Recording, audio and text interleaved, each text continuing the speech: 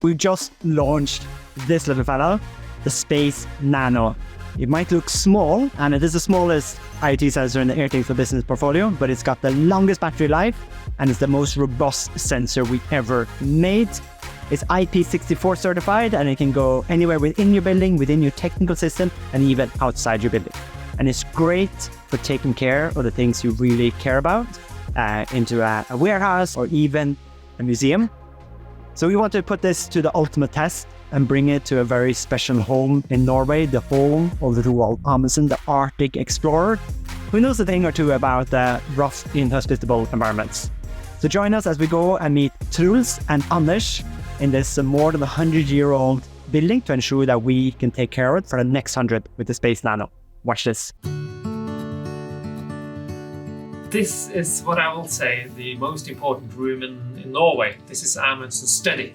This is where he worked. This is where he planned his expeditions there. This is where he was working when he was not in the ice.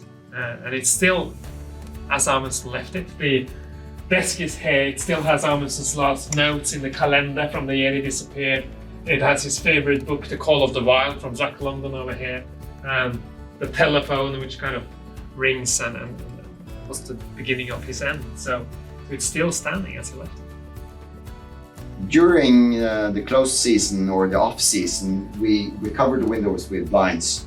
And the reason for that is that we want to limit the UV radiation in here to ensure that we don't have any extra breakdowns of the materials in here. Having certified and well-documented data for a building like this is of utmost importance in dialogue with funding authorities. We see that the subjective assessment of a building is not enough anymore.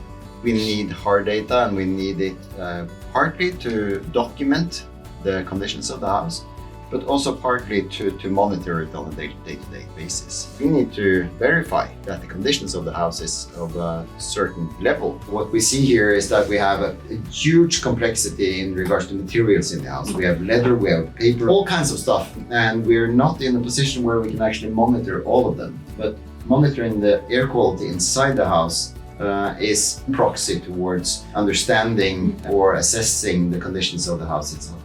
Due to the proper assessment of the house, we were given an additional 1 million Norwegian kroner in budget for this year.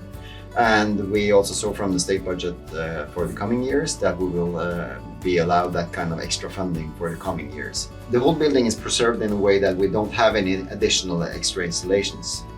And having the Airthings sensors here in the house, where we can actually place them where we need things to be monitored without being limited by wires, is a tremendous value. It allows us to monitor places of the house that we would never be able to do earlier.